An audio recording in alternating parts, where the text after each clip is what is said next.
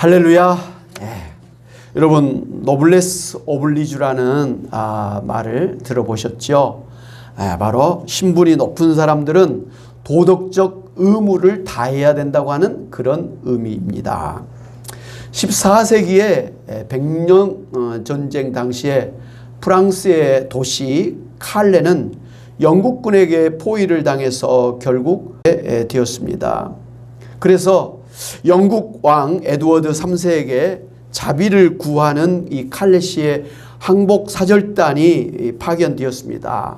그러나 영국 왕은 모든 시민의 생명을 보장하는 조건으로 누군가가 그동안의 반항에 대해서 책임을 져야 한다면서 이 도시의 대표 6명이 목을 매 처형을 받아야 된다라고 그렇게 요구를 했습니다.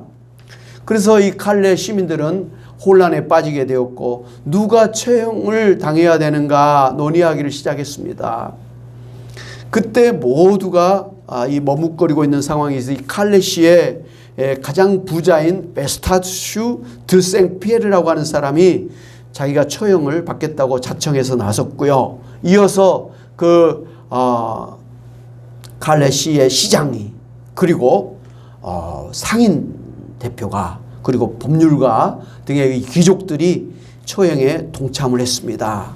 그래서 그 다음 날 처형을 받기 위해 그들은 이 교수대에 모여들었습니다. 이들은 목에 밧줄을 그렇게 걸고 맨발에 자루옷을 입고 영국 왕의 앞으로 나왔습니다. 그렇게 사형이 집행되려는 순간에 그 임신 중이던 영국 왕의 아내가 처형을 만류했습니다. 왜냐하면 이들을 죽이면 그 임신 중인 태아에게 불행한 일이 닥칠지도 모른다는 그런 이유였습니다. 그래서 왕은 고심 끝에 이들을 풀어주었고 그렇게 해서 이 6명의 시민들은 이 칼레의 영웅이 되었습니다. 지금 화면에 보는 그 동상의 6사람이 바로 이 칼레 씨를 구했던 영웅들이죠.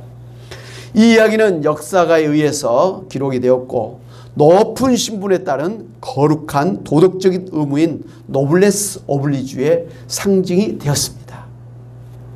로마 제국의 그 귀족들은 자신들이 노예와 다른 점은 단순히 신분이 다르다는 것뿐만이 아니라 사회적 의무를 실천할 수 있다고 하는 사실이라고 생각해서 노블레스 오블리주 실천을 실천한다고 하는 자부심을 갖고 있었습니다. 그래서 이 초기 로마 공화정의 귀족들은 솔선해서 그 당시에 명장 한니발이 지휘한 카르타고 군대와 벌인 포에니 전쟁에 참여를 했고 16년간의 제2차 포에니 전쟁 중에는 이 지도자급인 13명의 집정관이 전쟁에 참여했지만 전사를 했습니다. 뿐만 아니라 이 고대 로마의 공화정의 부자들은 자신의 재산을 이 군 자금으로 기부를 했는데요. 제1차 포에니 전쟁 당시에 이 로마에서는 군선 200척을 건조해서 전쟁을 승리로 이끌기도 했었습니다.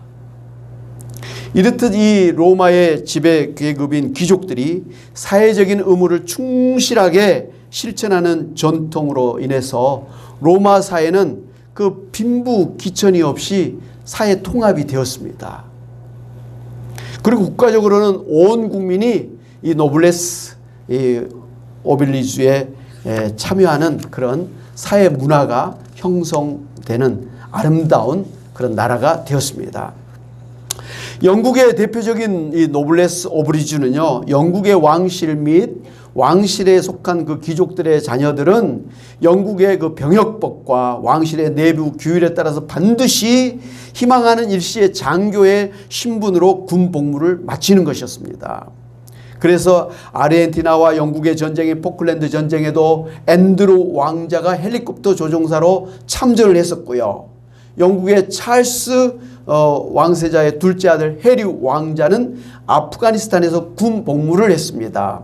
이렇게 영국 왕실이 노블레스 오블리주를 실천했기 때문에 영국의 입헌 군주제가 지금도 계속될 수가 있었던 것입니다. 한국에서도 조선 정조왕 당시에 흉년으로 인해서 이 기근으로 식량난에 허덕이던 이 제주도의 사람들을 위해서 전 재산을 쌀로 바꿔서 분배를 했던 거상 김만덕 여인이 있었습니다. 그리고 군수업으로 본 막대한 재산을 독립운동에 대부분 사용했던 최재형 독립운동가가 있었고요. 그리고 집안의 노비를 해방하고 민족적 자립을 위한 무장투쟁을 이끌고 국가의 미래를 위한 교육사업에도 활발히 그렇게 투자를 했던 김좌진 장군이 있었습니다. 청산리 전투에 그런 대가를 올릴 뿐만 아니라 이렇게 교육사업이랄지 어려운 사람들, 자기 집안의 그런 또 노비를 해방하는 그런 참 일들을 했던 그런 김좌진 장군이었습니다. 그리고 유한양행의 설립자 유한일 회장은요, 유일한 이 회장은 그가 이제 미국에서 이 숙주나물 통조림을 생산하는 라초이 회사를 운영할 당시에 녹두를 공급하던 중국의 상인이 탈세하는 것을 보고 크게 충격을 받았다고 합니다. 그래서 그분이 한국에 귀국을 해서 이제 유한양행을 설립했을 때 이 도덕적 해이를 경계해서 정경유착이랄지 탈세랄지 그리고 마약 생산을 절대로 하지를 않았다고 합니다.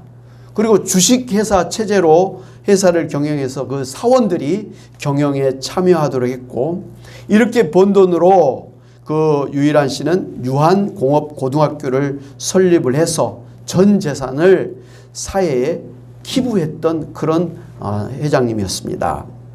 그리고 백리 안에는 굶는 사람이 없게 하라고 하는 신념을 나눔으로써 이 민중들의 그런 생존권 투쟁이 치열했던 19세기에도 화를 입지 않은 경주의 채부잣집처럼 노블레스 오블리주를 실천한 역사적인 사례가 있었습니다. 경주의 채부자 최씨 명문가의 시초인 최진립 장군은 이 우리나라 지금의 국방장과 같은 병조판서로 추서된 아주 귀족의 귀족이었습니다. 애국 애민의 정신을 이어받은 그 후손들도 나라가 위기 상황에 빠졌을 때는 솔선수범해서 자신이 가진 부를 아낌없이 그에게 군자금으로 내놓았을 뿐만 아니라 또 몸을 사리지 않고 스스로 전쟁에 참여해서 적과 맞서 싸웠습니다. 이 과정에서 전사를 하거나 적군에 포로되어서 모진 고문 끝에 순국하는 안타까운 그런 사람들도 있었습니다. 이 최씨 명문가는 이 자신의 그 영지 안에 있는 소작인들을 함께 더불어 사는 동업자 수준으로 소작료를 책정해서 예우를 했기 때문에 그 소작민들에게 칭송을 받았습니다.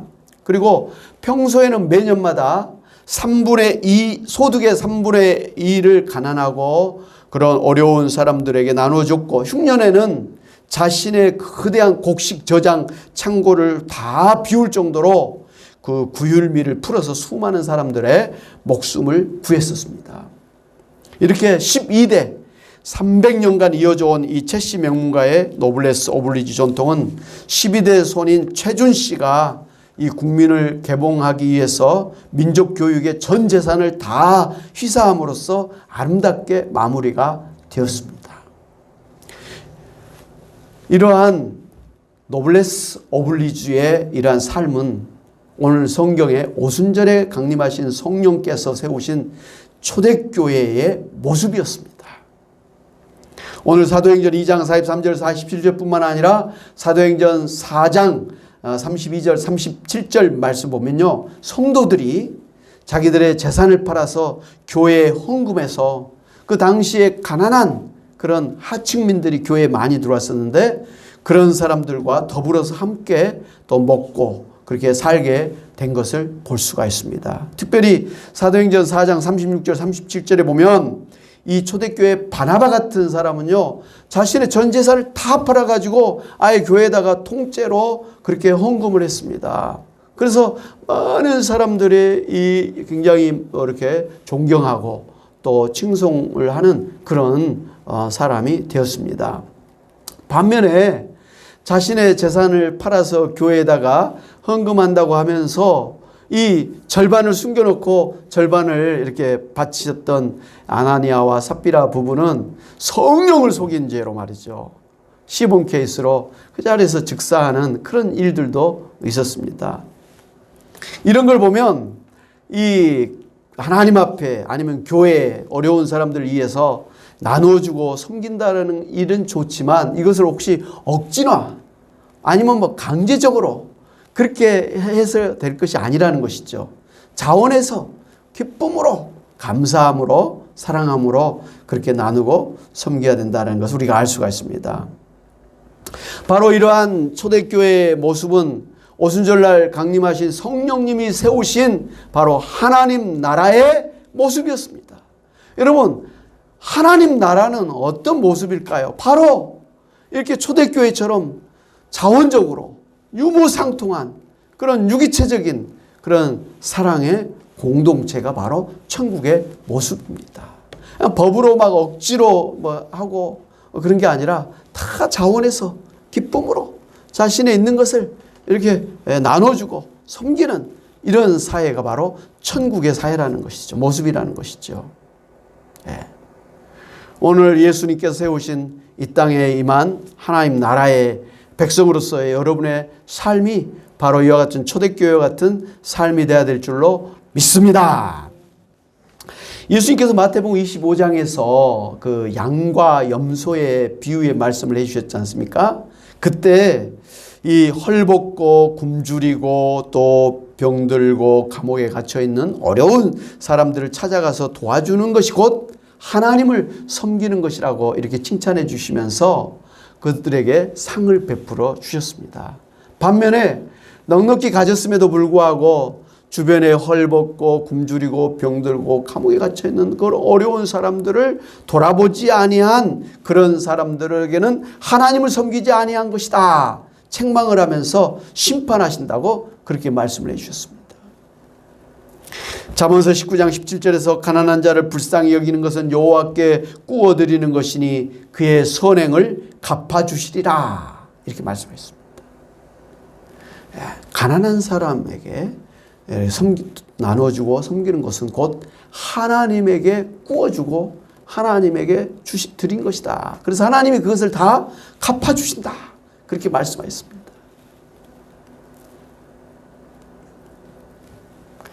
인도의 성녀 마더 테레사 수녀는 이 캘커타 거리의 결핵 환자와 그리고 이 빈민들을 예수님이라고 생각하면서 그 기꺼이 말이죠. 그들과 함께하면서 예수님을 섬기듯이 헌신적으로 섬겼습니다. 충북의 음성이라는 곳에 꽃동네가 있는 거 잘 아시지 않습니까? 예. 거기는 현재 이 노숙인과 그리고 장애인, 노인 등 4천여 명이 생활하는 대한민국 최고의 사회복지 시설이죠. 뿐만 아니라 우간다랄지 하이티, 방글라데시, 인도와 같은 그런 세계 10개의 나라의 그 꽃동네에 분원을 두고 그렇게 있습니다. 꽃동네의 상징이라고 할 수 있는 고 최기동 이 할아버지는요, 일본 이 강점기에 북해도 탄광으로 징용됐다가 고된 강제 노동을 이겨내지 못하고 병든 몸으로 고향인 음성으로 돌아와서 아무것도 없으니까 할 게 또 없으니까 이 묵전 다리 밑에서 동량으로 연명을 하고 있었습니다. 그렇게 자신이 구걸해서 하면서도 같은 그 움막에서 살고 있던 이 10여 명의 거린들을 먹여 살렸고 또 그들 중에 누가 죽으면 그렇게 최선을 다해서 장례를 치러 드리기도 했습니다.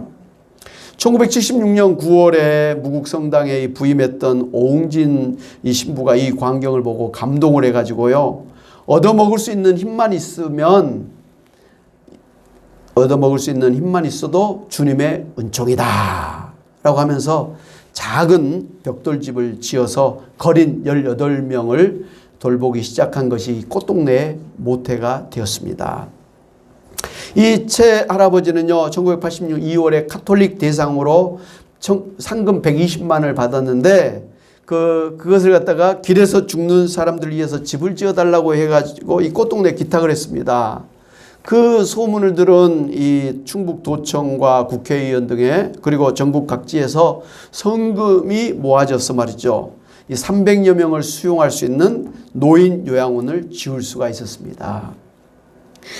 이 거지 운막으로 시작했던 충북 음성군의 꽃동네가 이 프란치스코 교황이 방문하는 국내 최대의 사회복지시설로 성장하는데 공헌했던 꽃동네 5인의 영웅이 있었다고 합니다. 물론 첫 번째는 이 최기동 할아버지고요.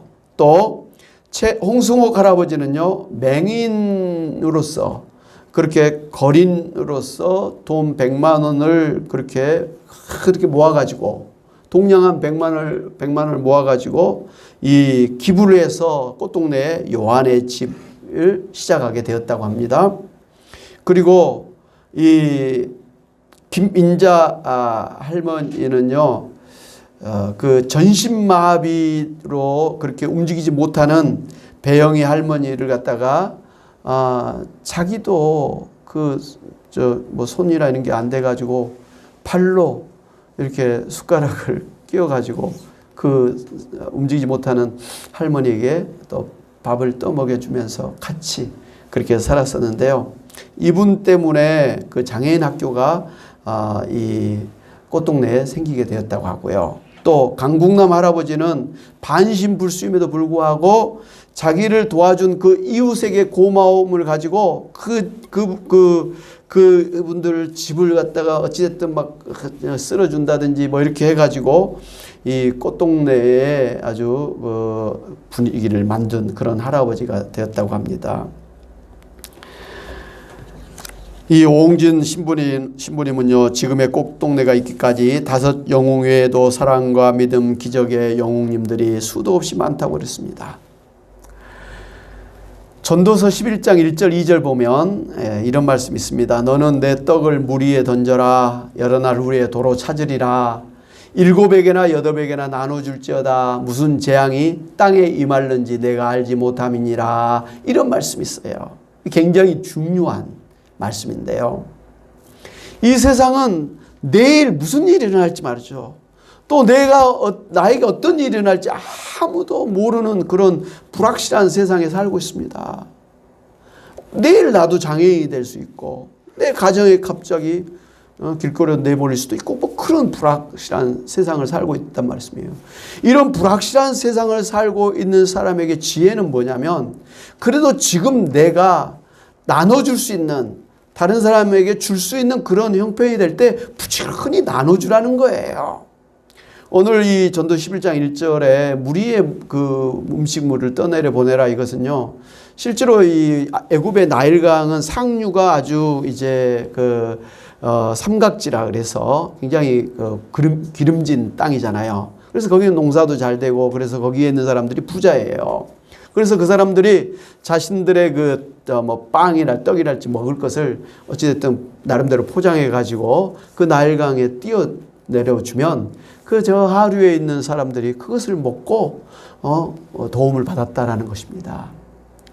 이렇게 내 여유 있을 때 다른 사람을 도와주면 나중에 내가 어려울 때는 반드시 도로 찾게 된다 라는 것이죠. 은혜를 입은 사람들은 정말 은혜를 갚게 되잖아요. 내가 많은 사람에게 은혜를 베풀면은요, 내가 더 필요할 때 그 사람들이 나에게 반드시 은혜를 갚는 그런 일이 있다. 반드시 있게 된다. 그러므로 아무도 자신의 미래를 모르는 이런 불확실한 시대를 살아가는 사람에게 있어서 지금 다른 사람들에게 나눠주고 섬긴다라고 하는 것은 우리가 소위 말하는 보험을 집어넣는 것과 마찬가지다라는 것이죠. 그 애굽의 총리였던 요셉은 그 애굽의 7년 풍년 동안에 그 곡식을 창고에 모았다가 애굽뿐만 아니라 주변에 이스라엘 주변 모든 나라들이 다 이 흉년으로 먹을 것이 없을 때 그 곡식 창고를 다 오픈해 가지고 그렇게 애굽 사람을 살릴 뿐만 아니라 이스라엘 사람들 그리고 주변의 많은 나라들의 그 흉년을 갖다가 해결할 수가 있었지 않습니까? 만약에 이 애굽에서 그 창고에 곡식을 가득 모아놨다가 다른 나라 어려울 때 풀지를 않았다면 말이죠. 오히려 그 창고에 7년 동안 모아놨던 곡식들이 오히려 썩는, 그래서 자기들도 그 흉년 때 7년 흉년 때 먹을 것이 없는 그러한 불행한 일이 일어났을 것입니다. 그러나 기꺼이 자기들의 곡식 창고를 열어서 그렇게 나누어 줬기 때문에 자기들도 끝까지 싱싱한 그런 좋은 그런 곡식을 먹고 살 수가 있었던 것이죠. 지난번에 미국의 그 대통령이었던 트럼프 대통령의 캐치프레이즈는 미국 우선주의라 그러잖아요. 그래서 아메리카 포스트라 그랬죠. 그래서 이 미국에 직접적으로 이익이 되지 않는 그런 해외 원조랄지, 그리고 기후 협약이랄지, 심지어 우리나라나 유럽의 동맹국들에게조차도 그 미군 주둔비를 갖다가 몇 배로 말이죠. 내놔라 그래가지고 굉장히 주변 나라들에게 그렇게 원성을 그렇게 받았던 그런 일이 있었지 않습니까? 결국은 이 일로 인해서 미국은 점점 고립되어 갔죠. 뿐만 아니라 이 미국의 우선주의는 미국 내에 백인 우선주의가 되어가지고 그 흑인들이 소외되어서 마지막에는 인종차별 그런 반대 운동이 거세게 일어났지 않습니까? 그 결과로 이 트럼프 대통령은 재선에 실패하게 되었고 또 전 세계 사람들에게 비난과 조롱의 그런 대상이 되고 말았습니다. 반대로 이제 최근에 선출된 새로운 대통령을 선출한 미국은 이제 동맹국가의 관계를 회복하게 되었고 기후협약에도 다시 참여하게 되었고 WHO에도 큰 지원금을 보내게 되었고 여러 가지로 어찌됐든 협력하기로 그렇게 했었습니다. 특별히 이번에 미국을 포함한 G7 이 정상들은 이 코로나 백신을 빈곤 국가에 그렇게 적극적으로 분배하기 위해서 국제 백신 공동구매 프로젝트라고 하는 코백스의 지원금을 75억 달러, 우리 돈으로 하면 8조 3천억 원으로 그렇게 늘리겠다고 결정을 했다고 했습니다. 그런데 이렇게 선진국들이 그 빈곤 국가에 이렇게 백신을 제공하고 나눠주는 것은 사실 자기 나라들에게 도움이 되는 일들이지 않습니까? 설령 자기 나라들의 백신을 공급해 가지고 다 맞았다 할지라도 그 주변의 아프리카랄지 또 동남아시아 뭐 이런 나라들이 이 백신을 구입하지 못해 가지고 이 코로나가 창궐하게 되면 말이죠. 이 국제사회는 지구촌 아닙니까? 같이 무역을 해야 되고 같이 오고 가며 이렇게 살아야 되기 때문에 자기들이 아무리 백신을 맞았다 할지라도 다른 나라가 그렇게 하지 못하면 결국은 또 자기들도 피해를 보게 되는 것입니다. 이번에 우리나라도 뭐 남양주의 그 외국인 불법 외국 노동자들 외국인들이 집단 감염이 됐는데 이 법무부 장관이 나서 가지고 묻지도 따지지도 아니할 테니까 무조건 전수검사를 받아라. 그래서 치료해 주겠다 이렇게 말했지 않습니까? 예. 불법 체류자는 알게 되면 쫓아내야 추방해야 되는 데 마땅하는데 그 불법 체류자라고 추방하게 되면 이 사람들이 안 나타나면 말이죠. 아무리 우리나라 사람들이 막 백신을 맞아가지고 좋아져도 그 공장에서 우리나라 대부분 지금 다 외국인 노동자들이 와서 일해 주거든요. 불법 체류자들이 엄청나게 많아요. 그 사람들이 우리나라의 3D 업종에서 지금 다 이 우리나라 경제를 돌아가게 하고 있는데 그 사람들이 백신을 맞지 않거나 치료를 받지 않으면 우리나라 아무리 뭐 이렇게 잘해도 다 소용없는 일이 되고 말지 않습니까? 그렇기 때문에 우리 국민들이 잘 이렇게 건강하게 살기 위해서는 불법 체류자일지라도 말이죠. 아무리 미워도 그 사람들에게 백신을 제공해야 되고 그 사람들을 치료해 주는 게 필요하다는 것입니다. 그렇지 않습니까?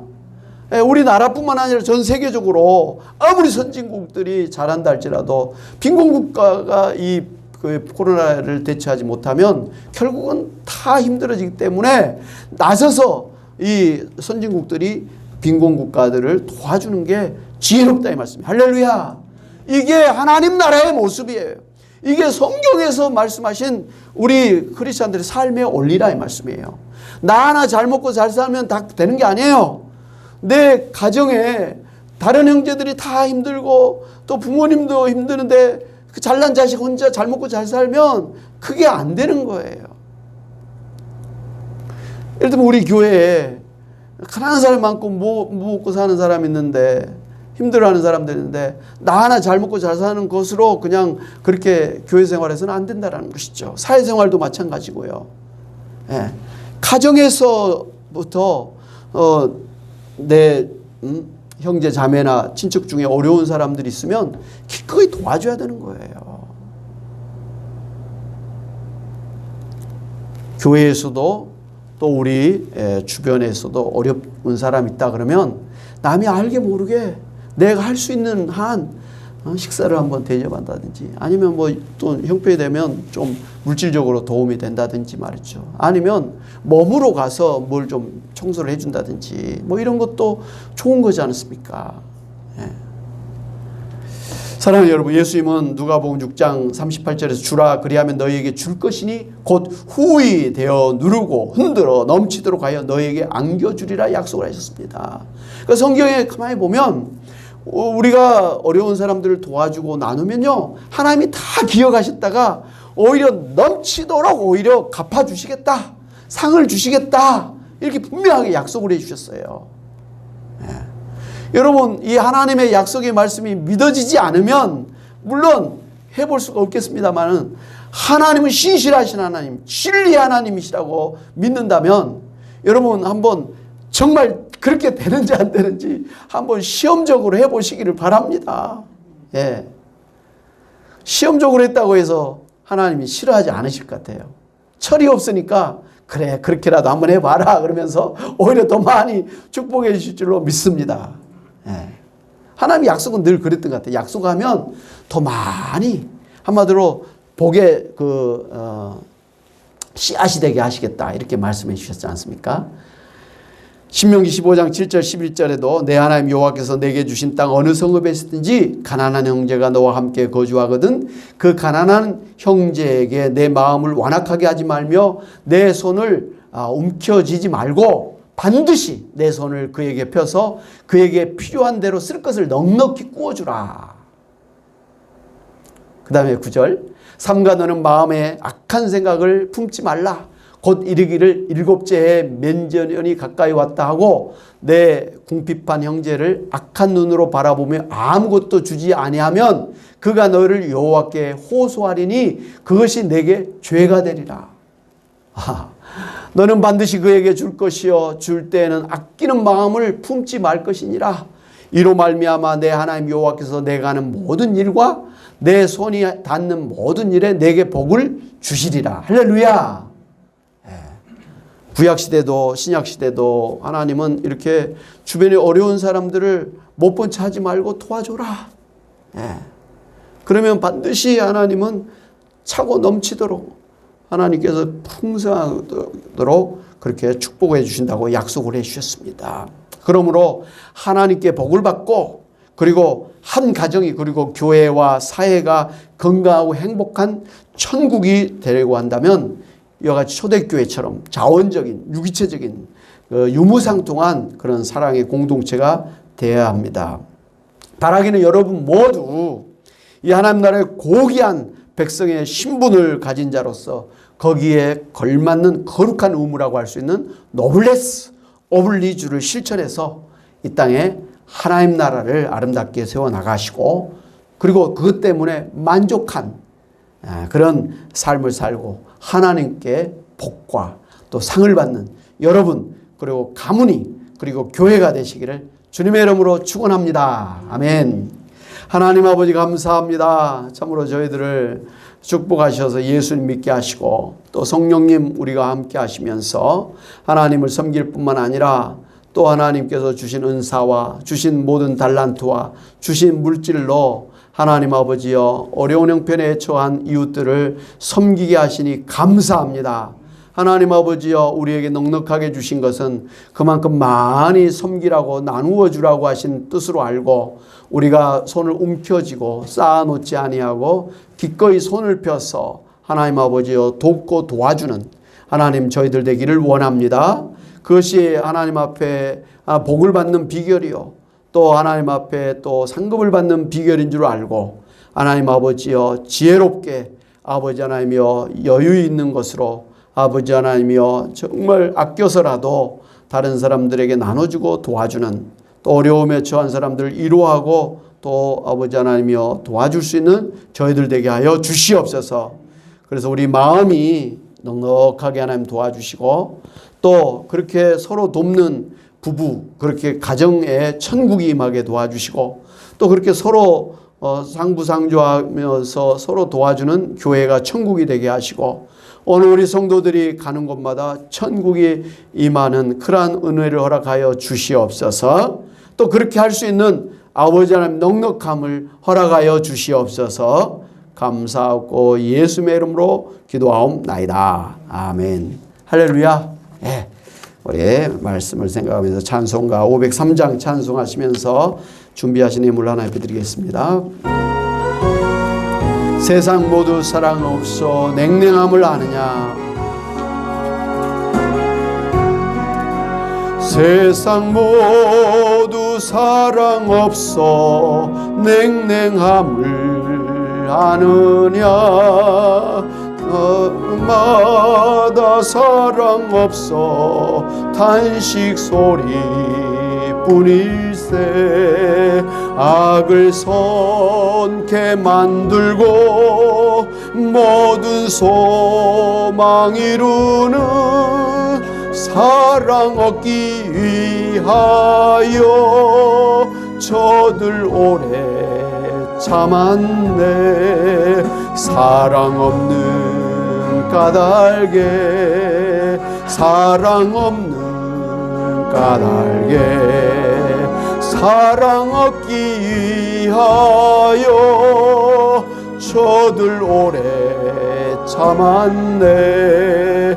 곳곳마다 번민함은 사랑 없는 연고요.